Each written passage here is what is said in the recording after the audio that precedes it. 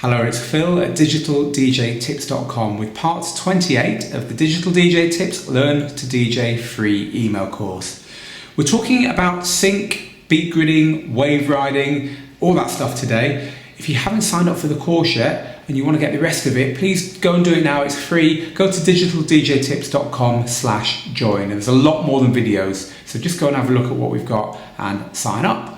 So today then, the whole point of the video is to help you to understand the significance of what that big sync button does on your controller and to feel confident about using it, but also to understand its limitations and to give you an informed, to allow you to make an informed choice about whether you're going to bother learning to manually beat match and in fact what manually beat matching is.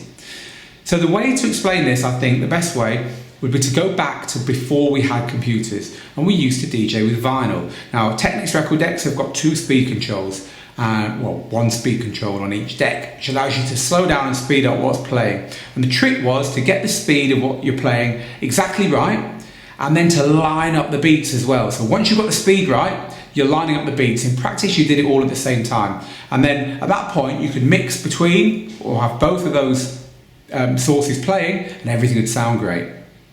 Along came CDJs, CD players like these are modern equivalents. They told you the BPM, the number of beats per minute in the track. There was a display that said, 127 BPM or whatever. Now that was great because it meant that you could just set them both quickly to 127 and you knew that they were at the right speed. But even then, you still had to line the beats up. You still had to speed one up a bit or slow the other one down until the beats, instead of going do-do, were lined up and they sounded like one beat because they were playing at exactly the same time. So you were still kind of doing it semi-manually with CDJs. But then along came computers. Now a computer can listen to both tracks and can pull those beats together and get that speed right for you at the same time. And generally that's what the sync button does on your DJ controller. All DJ controllers have a sync button. Even these Denon CDJs, which also work with DJ software, have a sync button. This is a Pro DJ controller, it's a Vestax VCI 380, that has a sync button, all the way down to the $99 bargain basement controllers. There's nothing inherently wrong about pressing that button, it's fitted to a lot of the Pro gear as well. Don't think it means you're a cheat. Remember last week's video, if you haven't seen it, go and have a look at video 27, when we talk about how important beat matching really is. Answer, not very important. Don't get hung up on this stuff. The whole point of today's video is just to let you make informed choices. So that's the first point to make. But the second point to make is kind of the opposite to that. And I'm going to compare DJing to accountancy. I do apologise, but I promise you it's not going to be boring. Now you imagine you're an accountant doing someone's accounts in a big company and you're using your calculator. That would have been an accountant maybe 10 years ago, 15 years ago. But then along came spreadsheets, and all of a sudden you could put all the numbers into a spreadsheet, everything pulled into place, and you didn't have to worry about doing all the individual calculations. So really the calculator was the equivalent of a CDJ that told you the numbers, but you still had to do a bit of work. The spreadsheet is the equivalent of having that sync button.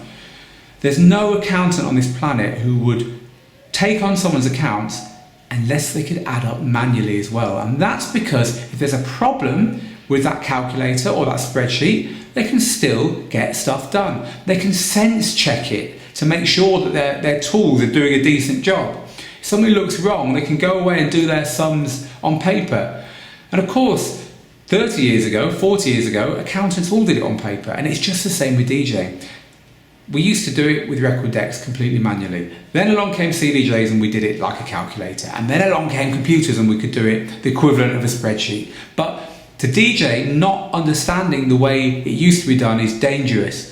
And it's dangerous for a few reasons. The first reason is that your computer might get your BPMs all wrong. It might just guess wrong. A lot of music's got very difficult beats for a computer to guess. Or the beat might be not uniform, it might not be a drum machine. The BPM may vary. It might be an old record where it's been played by a real drummer, for instance. You might be trying to mix music that is still played by a real drummer. So the computer's going to get it wrong sometimes. Also, for whatever reason, it might all start off right, but it might slip. The record might have a beat missing in it deliberately, and then everything goes off. You need to be able to quickly correct things like that. You can't do that unless you understand how it's all working underneath. Thirdly, you might be in a situation where you have to mix into a DJ who's playing with CDJs or who's playing with vinyl. Now your first record using digital gear, mixing into a DJ who's playing with analog gear, you haven't got the use of that sync button because your sync button relies on both records being in software, and of course one of them's on a CD or on vinyl. So you're going to look a bit stupid if you can't at least do a reasonably decent mix into your music. And another reason is that you may be asked to use CDJs. You might turn up at a venue and they've only got CDJs. Or you might be asked, you might be at a party and someone says, hey, you're a DJ, do you want to have a go? Wouldn't it be good to be able to use the gear even though it wasn't digital gear and even though it didn't have a sync button? For all these reasons, it's worth learning how to DJ the old ways and worth learning how to manual DJ. Now this video is not here to teach you that, there's other resources that can teach you that. What this video is here to do is let you make a decision as to how important that is for you, how important it might be for you to learn how to do it. I'm going to round off by talking about beat gridding. Now you might have heard about beat gridding. Beat gridding is where your software can be told where the beats are beforehand. Now this is particularly useful for tunes like the ones I've been talking about where it's difficult for the software to guess and the software might guess wrong. So when you hit that sync button, if the software has guessed wrong, it's going to make the records line up in a way that doesn't sound right. Beat gridding is a way of telling your software, this is the first beat, this is the beat that's important, and going through the track and saying, this is also an important beat, this is also an important beat, and so on. And that means that your software can line difficult tracks up without problems. Now beat gridding algorithms in software vary according to what you're using. Virtual DJ doesn't have any at all.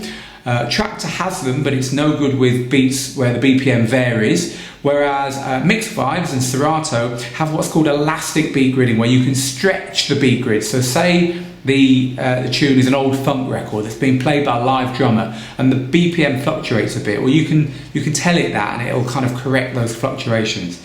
Ableton Live will do that latter feature as well.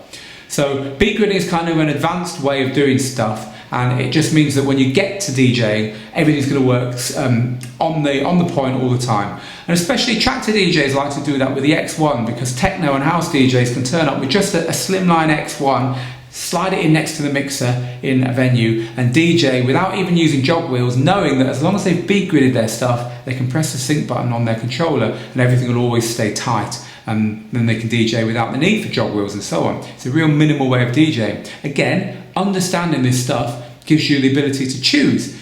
Such DJs will never need to manual beat match because they've beat gridded all their music, they're playing in a style that doesn't need them to manually do it, and they're playing with equipment which lends itself to doing everything automatically. Okay, so there's a lot to take in today, but if you have been confused about what all the features are behind that sync button on your DJing software, I hope that it's made it a little bit clearer for you in today's video. Thanks for watching, and I look forward to seeing you in the next tutorial.